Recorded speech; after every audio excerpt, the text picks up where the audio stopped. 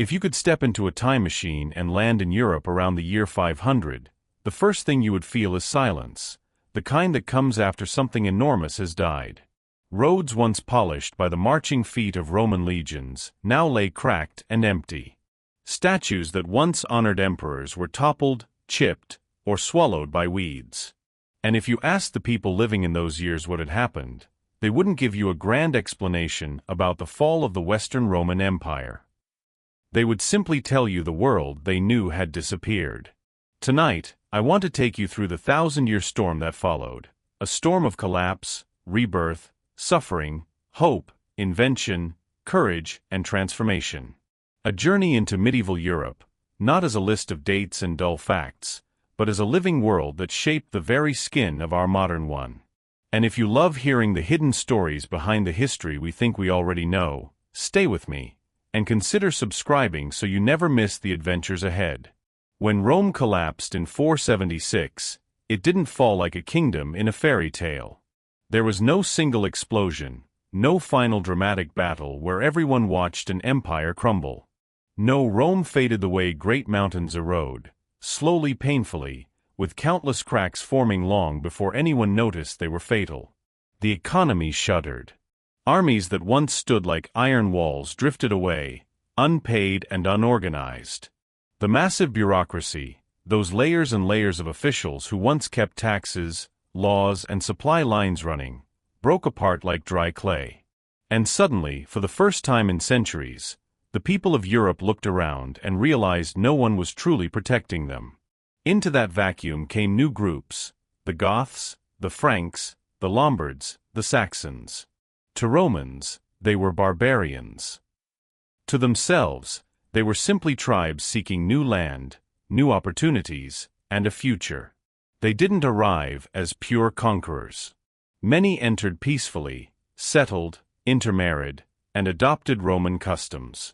Others fought for control. But gradually, almost invisibly, a new civilization began to form, a blend of Roman memory, Christian faith, and barbarian energy. Imagine families trying to rebuild their lives, living next to people who followed different laws, different traditions, different gods. It was chaotic, confusing, and unstable, but it was also the seedbed of something new. Europe wasn't dying. It was transforming. In those early centuries, what many later called the Dark Ages, light didn't vanish. It moved. It flickered in monasteries where monks copied ancient manuscripts by hand, preserving the wisdom of Greece, Rome, and the early church. It burned in small wooden churches where Christianity planted deep roots across the continent. It glowed in the halls of kings who were trying to shape order out of the leftover bones of the Roman world. And then, in the 8th and 9th centuries, the glow burst into something bright enough to cover almost all of Western Europe: the rise of the Carolingian Empire, led by a ruler whose name still carries weight, Charlemagne. If you were alive when Charlemagne ruled, you would have felt the change almost instantly. Here was a king who believed not only in fighting but in building. He revived learning. He brought scholars from distant lands to teach his people. He reformed laws and encouraged unity in a world shaped by fragmentation. Under his leadership, Europe felt, for the first time since Rome, like it was breathing as one. When Pope Leo III crowned him Emperor of the Romans on Christmas Day in the year 800, the world witnessed a symbolic rebirth, a thread tying the ancient empire to a brand new one. It didn't last long after Charlemagne's death. His empire fractured, carved up by rival heirs and weakened by internal tensions. But what he created left a massive imprint. The borders of his shattered empire would later form the bones of France, Germany, Switzerland, Belgium, and the Netherlands. His dream lived on, even if the empire itself didn't. And then, something even more powerful began to stir. Around the year 1000, Europe experienced a transformation so deep it changed everything: agriculture. It sounds simple: farming improved. But behind those two words is a revolution most people overlook. New tools appeared: heavier plows, better harnesses, improved mills. Forests were cleared. Swamps were drained. Fields expanded. And because food grew, people grew. Populations doubled. Then tripled. Villages became towns. Towns became trading centers. The silence of the early medieval world was replaced with the sound of hammers, markets, laughter, and movement. This growth changed the very heart of Europe.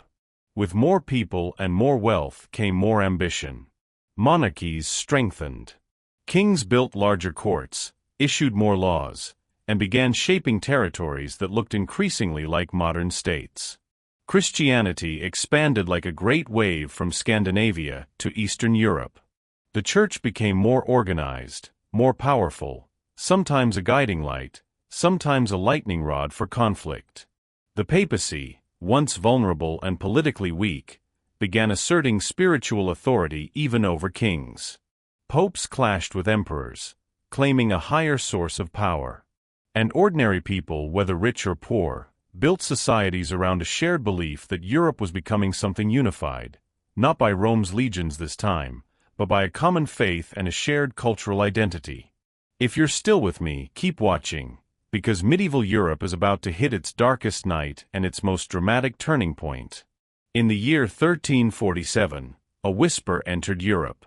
A sickness drifting silently aboard ships arriving from distant ports, a sickness that would be remembered as the Black Death. No one knew what caused it. No one knew how it spread. And no one could stop it. Imagine a plague so terrifying that you could be laughing with a neighbor one morning and dead by nightfall. Streets filled with the sound of carts carrying bodies. Entire villages abandoned. Priests too afraid to administer final rites. Doctors helpless. Families shattered. The air thick with dread. Across Europe, between 1/3 and 1/2 of the population vanished. Think of what that means. Every road, every home, every city square now felt haunted. Workers were so scarce that serfs demanded wages for the first time. Lords lost power when they couldn't force labor. Entire social systems cracked open. And yet, from that horror came unexpected change.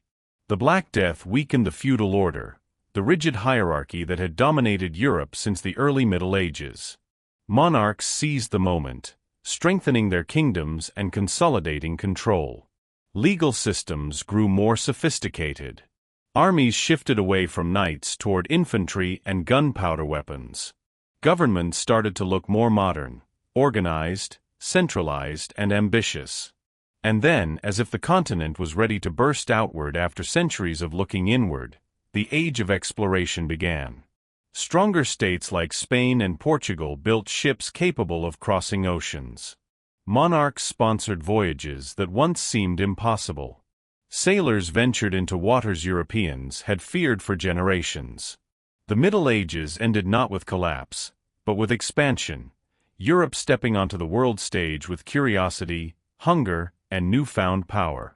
And when you look back at everything that happened, the fall of Rome, the mixing of peoples, the rise and fall of empires, the agricultural breakthroughs, the growth of kings and popes, the devastation of plague, and the ignition of global exploration, one truth becomes clear: medieval Europe wasn't a dark age. It was a crucible, a furnace that melted the old world and forged the foundations of the modern one. Every time you walk through a European city or read about a modern nation, you're seeing echoes of those centuries. Charlemagne's empire still whispers in borders. Medieval churches still shape skylines. The plague still influences our medicine and economics. And the voyages that ended the Middle Ages changed the entire world forever. If this journey brought the past alive for you, stay with me. There are countless forgotten stories waiting beyond the next chapter. Stories of ancient worlds, hidden truths, lost civilizations, and mysteries that still breathe beneath the surface of history. Subscribe so you never miss where we travel next. And remember, the past isn't gone. It's a living shadow following us, teaching us, waiting for us to listen.